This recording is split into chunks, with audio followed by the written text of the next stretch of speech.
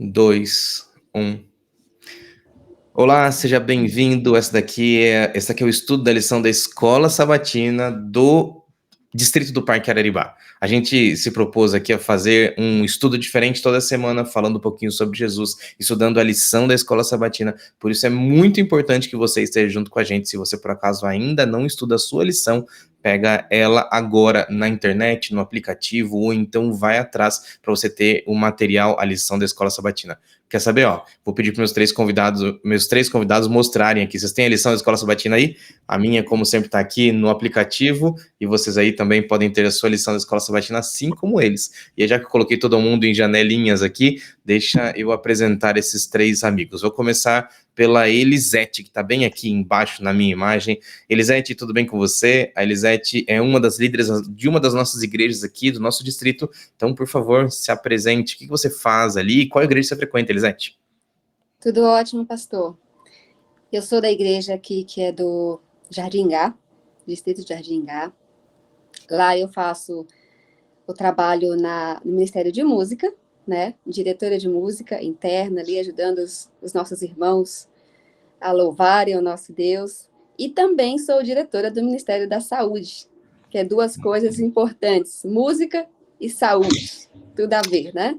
Então, é uma alegria muito grande estar aqui para poder compartilhar esses momentos que nós passaremos aqui estudando a lição.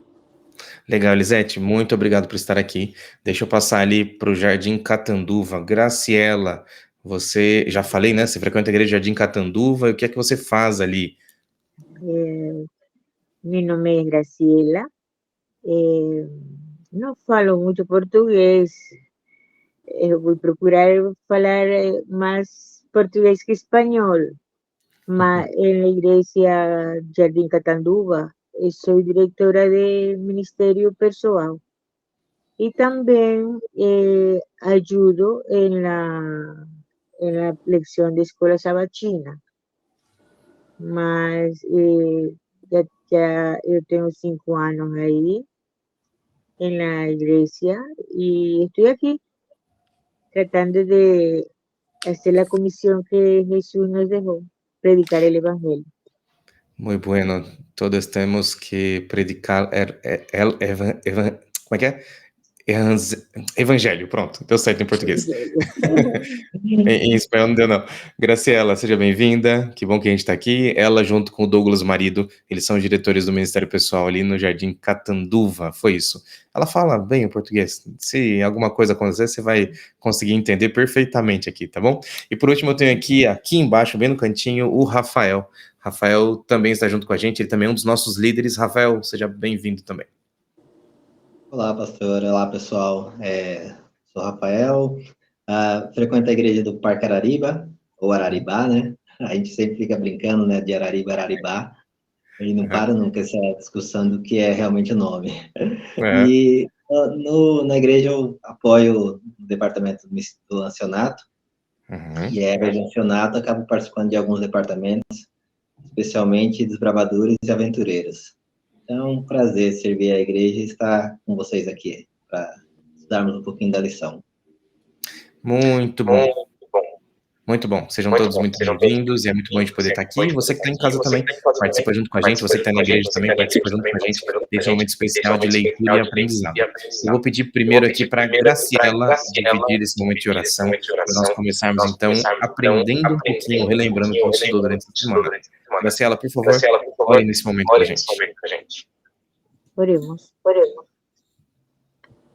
Querido Señor, el Padre nuestro, Creador del cielo y de la tierra, te damos las gracias, Señor, por este privilegio que nos das de expandir tu palabra.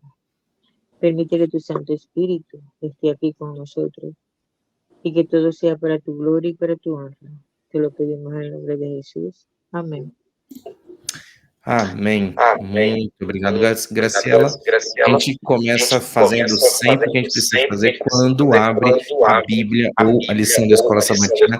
Na verdade, você sabia, né? A lição da Escola Sabatina é só uma desculpa para a gente abrir a palavra de Deus, para a gente abrir a Bíblia junto com os nossos amigos, para a gente incentivar na nossa casa que a Bíblia esteja aberta. Por isso, se você por acaso tem estudado a lição, você tem também usado essa desculpa para ler a palavra de Deus. Espero que você tenha feito isso. Quando eu pego a minha lição, eu vou ali para Isaías no capítulo 40, no verso 8, aquele verso para decorar. E ele fala assim, ó: a erva seca e as flores caem, mas a palavra do nosso Deus permanece para sempre. Durante essa semana a gente estudou um pouquinho sobre os ataques cruéis que aconteceram sobre as escrituras. E a gente viu ali vários momentos e a gente começa esse estudo falando um pouquinho sobre profecia, né? Como é que a Bíblia descreve esse momento tenebroso da história da Bíblia. E logo no começo, eu preciso puxar aqui para vocês, lá no texto de Apocalipse, no capítulo 11, a Bíblia fala sobre duas testemunhas. Deixa eu jogar aqui para o Rafael, como ele foi o último a ser apresentado, já começo com ele. Rafael, me conta aí, por favor, que história é essa de duas testemunhas? Elas tinham ali algumas características. Você consegue descrever para mim quem são essas testemunhas? Pelo que a gente estuda, né, e a gente entende através do que a Bíblia nos ensina, a gente vê que as duas testemunhas ali estão se referindo à Bíblia em suas partes, né, o Antigo e o Novo Testamento.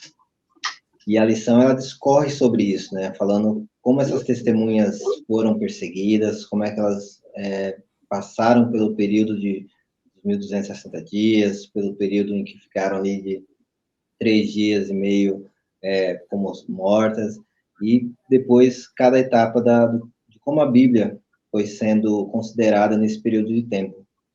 Uhum. Então, eu vejo que a Bíblia é muito clara nos ensinar isso, que as duas testemunhas são o Antigo e o Novo Testamento. Muito bom, é isso mesmo. O Antigo e o Novo Testamento. Eu achei legal quando a lição faz ali um resuminho. Deixa eu cortar que tem alguém que tá no eco. Quando a lição faz ali um resuminho sobre as coisas que as duas testemunhas poderiam fazer. Ali é o segundo parágrafo de um dos dias da semana que a gente estudou. E aqui eu encontro as seguintes frases, né? Essas duas testemunhas podem profetizar, impedir que a chuva caia pelo tempo que previrem, podem transformar água em sangue, ferir a terra com pragas. Pela palavra de Deus, Elias disse que nenhuma chuva cairia sobre Israel. Em resposta à sua oração, não houve chuva por 3 anos e meio. Então ele orou e a chuva voltou, enquanto os falsos profetas de Baal falharam em acabar com a seca. Moisés, pela palavra de Deus, anunciou 10 pragas sobre os egípcios, incluindo transformar água em sangue, pois o faraó se recusou a deixar o povo ir.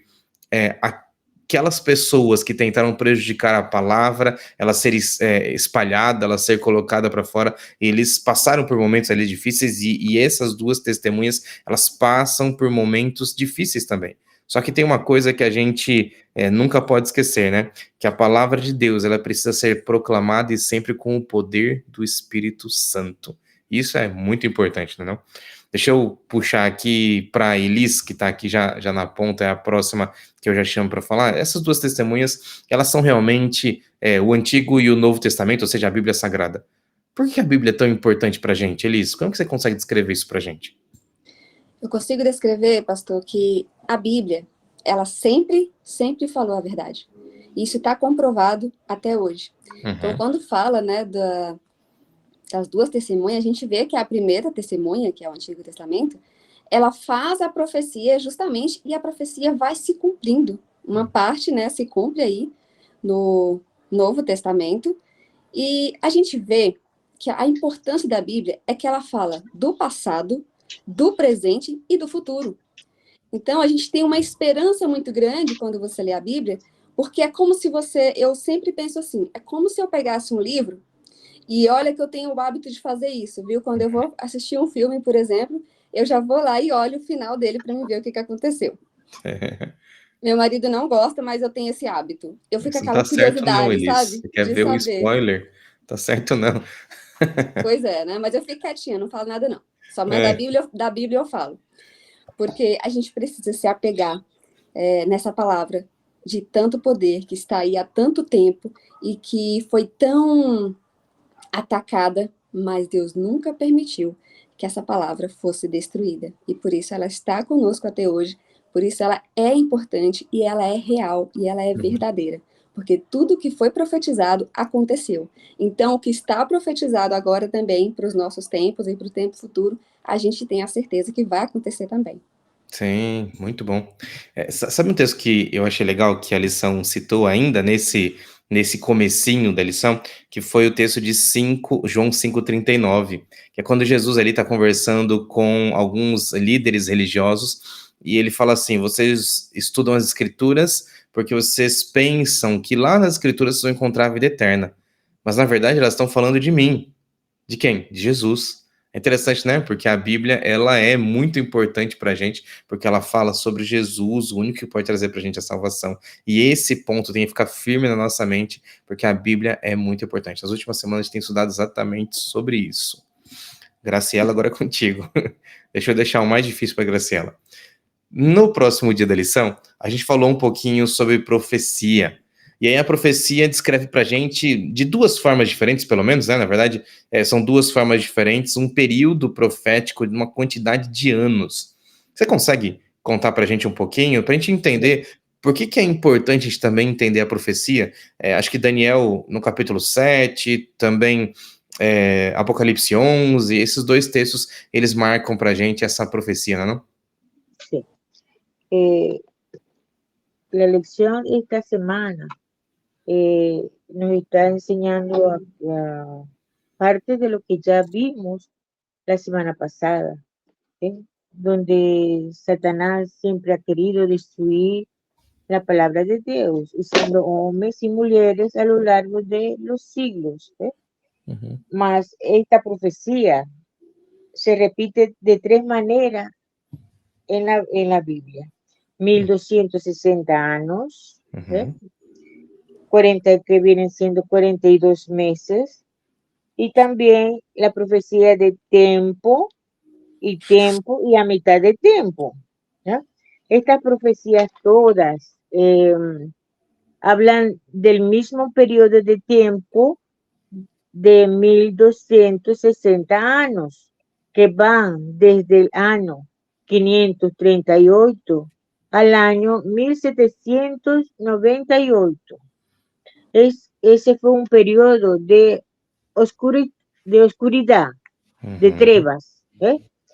El periodo de la propia iglesia que se llamaba cristiana, o que se hacía llamar cristiana, o que quería que la llamasen cristiana, persiguió a todo aquel que estudiaba la Biblia y escondió la Biblia bajo el argumento de que el pueblo no podía entender la Biblia y que los únicos que podían entender la Biblia eran los líderes de esa iglesia. Sí. De tal jeito que estos líderes agarraron las tradiciones humanas y comenzaron a sustituir la palabra de Dios por tradiciones humanas. Esa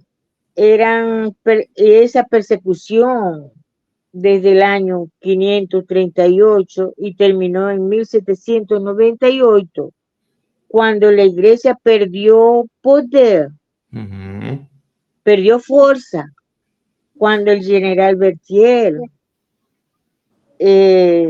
prendió el líder religioso y lo llevó cautivo. Sí. Y se acabó el poder de persecución, el poder político de esta iglesia tenía. Lo interesante es que ya esto estaba profetizado. ¿Ves?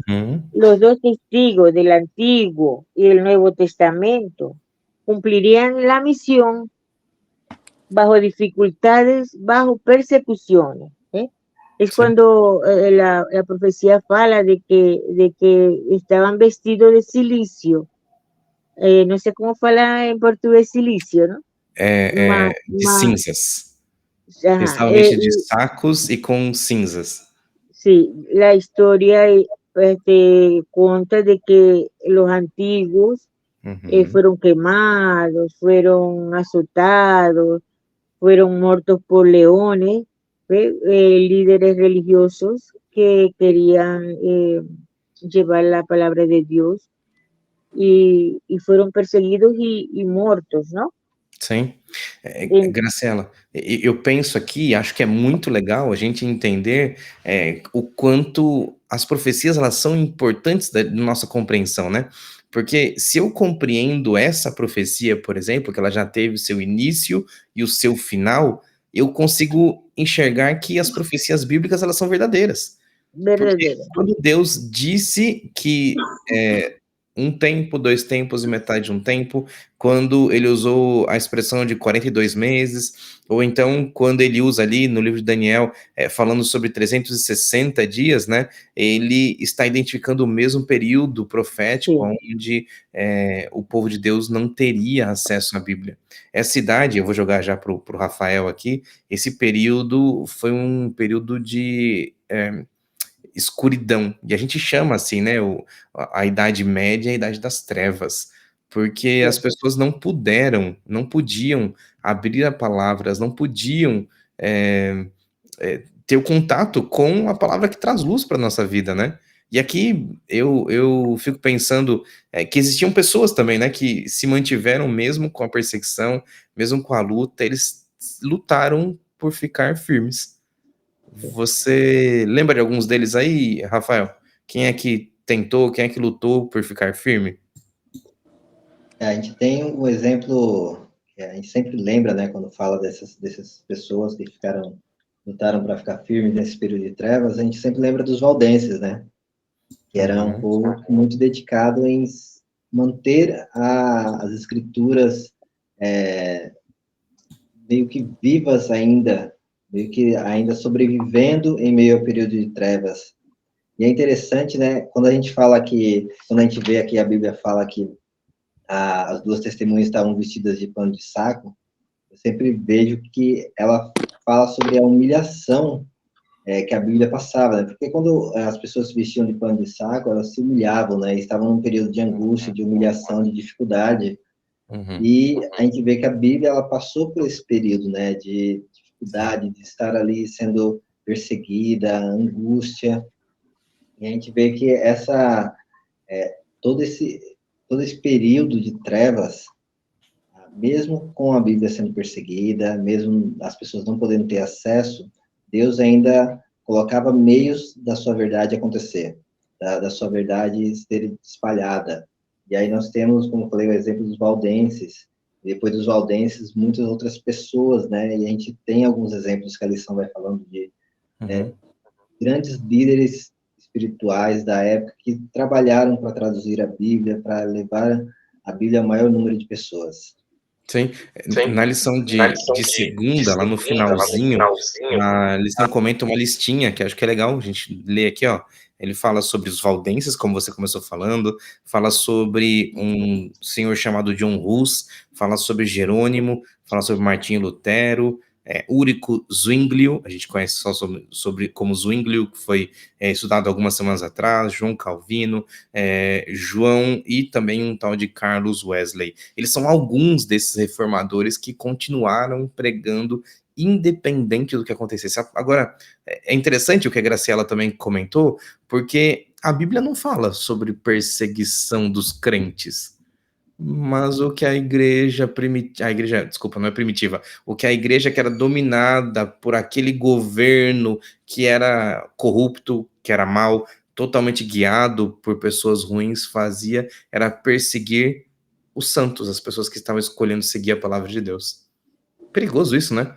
Como é que a gente entende esse tempo? A gente já falou aqui que eles são. Esta aqui é a idade das trevas, só que quando a gente olha para uma igreja que está totalmente perseguindo os seus próprios fiéis, ou as pessoas que deveriam ser reconhecidas como fiéis, a nossa reação não é de felicidade, é uma reação de tristeza, né? É uma reação de uma coisa que não está dando certo. E é por causa disso que começa agora na França depois de 1789, um negócio chamado Revolução Francesa.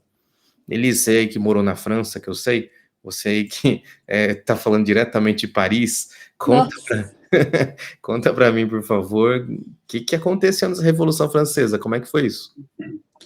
Então, essa Revolução Francesa aí, né, que eles não aceitavam aquela situação toda, né, onde foi proposto aí toda essa situação, só que eles se tornaram um país, né, totalmente ateu. Eles viraram literalmente assim, e a gente pode ver nas histórias que até hoje eles não são muito voltados, né, para a Bíblia, para Deus. Então eles foram realmente para outros deuses aí. Deixa eu te cortar rapidinho aqui, eu fico pensando no seguinte, imagina, assim, durante tanto tempo a gente foi perseguido por esse povo que tinha a Bíblia na mão, agora como é que eu vou me aliar a esse povo que tem a Bíblia na mão? Aí eu puxo para os nossos dias hoje, tá? Eu sei que a gente está falando sobre um tempo de muito tempo atrás, foi 1790, 1780, a época que a Revolução Francesa aconteceu, mas para pensar que a gente às vezes pode ser esse grupo aí que está impedindo o outro de seguir o caminho de Cristo. Porque a gente, ao invés de trazer coisas boas, ao invés de a gente trazer coisas de amor, de bondade, a gente traz peso para a vida dos outros com a Bíblia na mão. E a gente está atrapalhando o caminho de outras pessoas que podem realmente fazer, de novo, uma Revolução Francesa dentro de si e saindo de perto de Cristo, porque a gente, infelizmente, pode ser tão pesado quanto esse povo foi, né? Se a gente não souber, né, como falar do amor de Deus, como falar dessas profecias, onde a gente vê que muitas pessoas ainda, mesmo estando dentro da igreja, outras igrejas, né, que eu tenho amizade com outras pessoas de outras igrejas, quando a gente conversa sobre profecia, você pode ver claramente na fala da pessoa que ela não está entendendo muita coisa, não entende realmente tudo que está escrito aqui nas profecias, principalmente dessa forma rica que a gente tem de entender. Sim. Então, agora, mais do que nunca, a gente vê um tempo muito difícil atualmente, que parece que está se aproximando mais ainda, né? É o tempo da gente ficar firme, mas ter segurança daquilo que a gente fala. Estudar e contar, igual hoje eu estava com uma outra consultora, né, que eu faço evento junto com ela, e eu mesma fiquei feliz comigo, porque eu estava falando para ela, a gente falando sobre as histórias que está acontecendo agora, e aí eu lembrei, né, da lição que eu tinha estudado, e eu contei para ela essa história da profecia, da besta que sobe do mar, que sobe da terra e do mar, de uma forma, como uma conversa, realmente como uma conversa. Então eu tenho certeza que aquilo para ela deve ter pensado, nossa, peraí, mas eu pensei que a besta, o anticristo, era alguém que ia aparecer assim, que ia, né, como as outras pessoas acreditam. E aí eu falei de uma forma muito simplificada, para que ela pudesse entender. E é isso que a gente tem que fazer. E não assustar as pessoas, né? Colocando Deus como uma forma, assim, a gente hoje até nessas redes sociais, né, com a situação que está acontecendo agora, lá no Rio Grande do Sul, as pessoas ficam perguntando, cadê Deus, onde está Deus? Sim. E outras pessoas começam a falar, mas é Deus pesando, e outras pessoas comentam, mas Deus não é amor? Como que Deus está fazendo isso? Então, existe muito esse desentendimento da própria palavra de Deus, e muitas vezes, igual você está falando, isso vem de dentro da própria igreja. Então, essas pessoas se negam a acreditar na Bíblia, porque não entendem o todo, e fica pelo meio, né? E aí pode se revoltar realmente, como o pessoal aqui da França se revoltou e se tornou aí essa religião ateísta, né? Normalmente é um sintoma, né? Porque a gente quer defender um ponto e vai com muita força para o outro lado, e quando a gente vai com muita força para o outro lado, às vezes o retorno, ele não é legal, porque a gente impede algumas pessoas de conhecerem a Jesus. Obviamente, nossa vontade não era essa, mas acaba que a gente é influenciado pelo próprio inimigo para fazer isso, né? Graciela, você estava contando para a gente um pouquinho sobre a história profética dos 1900, eu errado aqui com o número, 1260 anos, e aí eu queria que você contasse para a gente também o que eles fizeram nessa Revolução Francesa. Como é que foi? Eles ficaram revoltados, sim, com o que a igreja, que dizia-se ser a igreja verdadeira da época, estava fazendo. Só que eles foram para o outro lado. Que tipo de adoração eles colocaram? Mas esa es otra profecía que se cumple, ¿no? Uhum, Se cumple con exactitud, porque la Biblia fala en Apocalipsis 11:9, uhum, los cuerpos de las dos testimonias no serían sepultados durante 3 días y medio. ¿Ve? Fue cuando la Revolución Francesa quemaban las Biblias. ¿Ve? Entonces aquí está hablando de esos testimonios que fueron muertos. Mas es interesante que después de ese periodo, la Biblia empezó a publicarse en diferentes lugares. William Carey viajó a la India y tradujo la Biblia en diferentes dialectos de la Biblia. ¿Ve?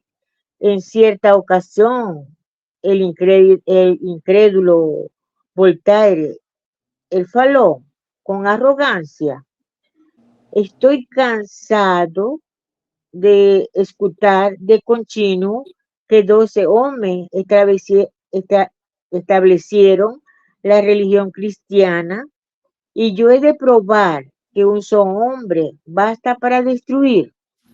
uhum. Él faló así.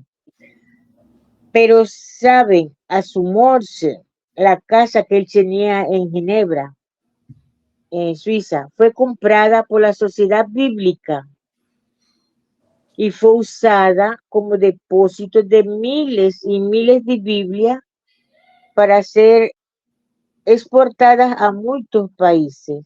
Sim. Ese hombre que faló que 12 hombres fundaron la Biblia, y hoy la Biblia se ha esparcido por todo el mundo, por el mundo entero.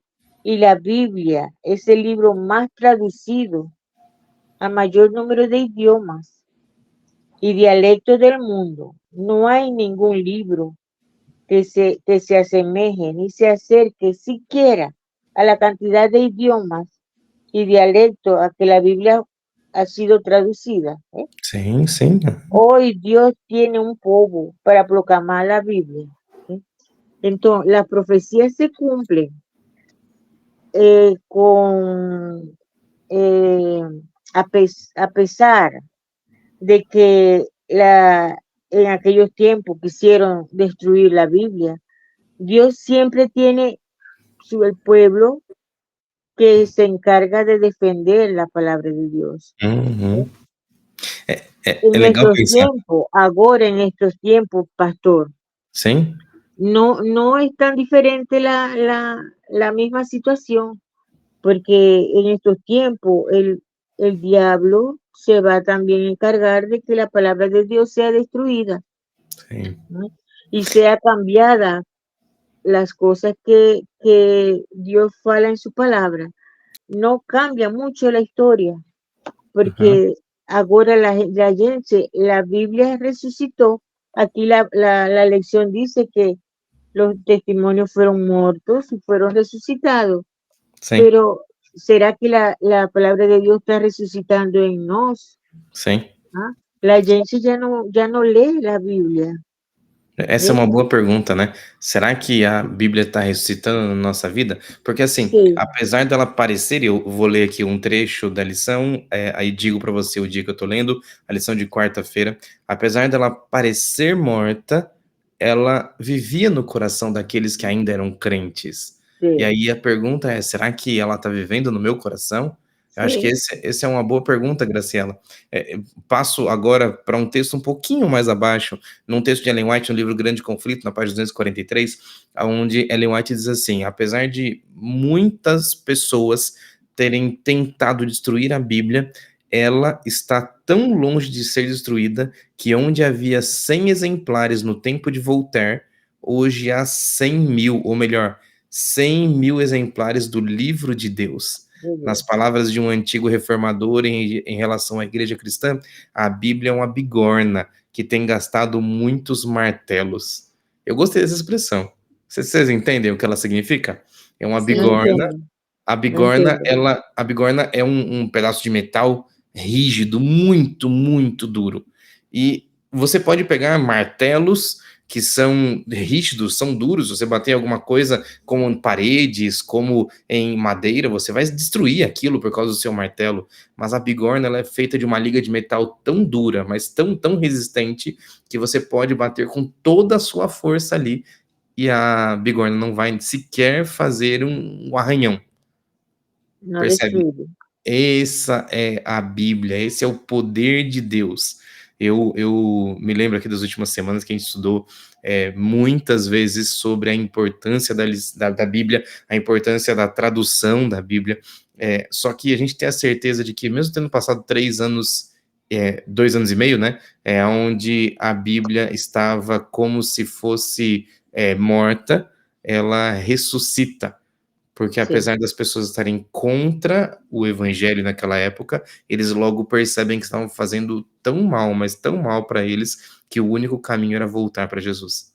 O único sim. caminho era voltar, reformando o conhecimento para que então Jesus pudesse ser vivo novamente no coração deles. Rafael, eu vi que estava com cara de querer falar, então vou passar a mensagem para você agora. Por que essa mensagem triunfante é tão importante no cristianismo adventista? Nós estamos falando para adventistas do sétimo dia, para pessoas que frequentam nossas igrejas, para quem está hoje dentro de uma igreja, ou quem sabe assistindo em casa essa classe de professores. Por que a realidade dessa verdade ser triunfante é tão importante para a gente, Rafael? Pegando um gancho do que o pastor acabou de falar, é interessante que a Bíblia ela foi proibida, depois ela foi perseguida, nos dias de hoje ela é muitas vezes desprezada, mas apesar de tudo isso, de cada momento que a Bíblia foi passando, ela triunfa, ela vai triunfar. E as profecias são interessantes, né, porque elas nos dão esperança naquilo que Deus nos prometeu. E o cumprimento das profecias que a gente foi vendo ao longo da história, a gente vai vendo que o que Deus prometeu através da sua palavra, ele vai cumprindo. A gente vê todas as dificuldades que a gente vê nesse mundo, a gente tem a situação triste agora no sul do país, guerras e mais guerras, e como Jesus disse, nos últimos dias terão guerras, rumores de guerra, destruições, não será fácil a vida, mas apesar das dificuldades, a verdade sempre triunfa. E nós vivemos nessa expectativa de acompanhar o triunfo da verdade. E assim, a verdade ela não vai triunfar só lá no futuro. Ela triunfa a cada dia se nós permitirmos que ela vença a nossa vida. Se nós colocarmos a nossa vida a favor dessa verdade. Ela pode fazer a diferença para nós. Ela vai fazer a diferença lá no futuro. Mas é importante que a gente reconheça que ela faz a diferença hoje. E aí, aqui em Apocalipse, né, ele fala do futuro, né? Fala lá em Apocalipse 11, do 15 ao 18, né? Fala que, no fim, os reinos vão ser do Senhor.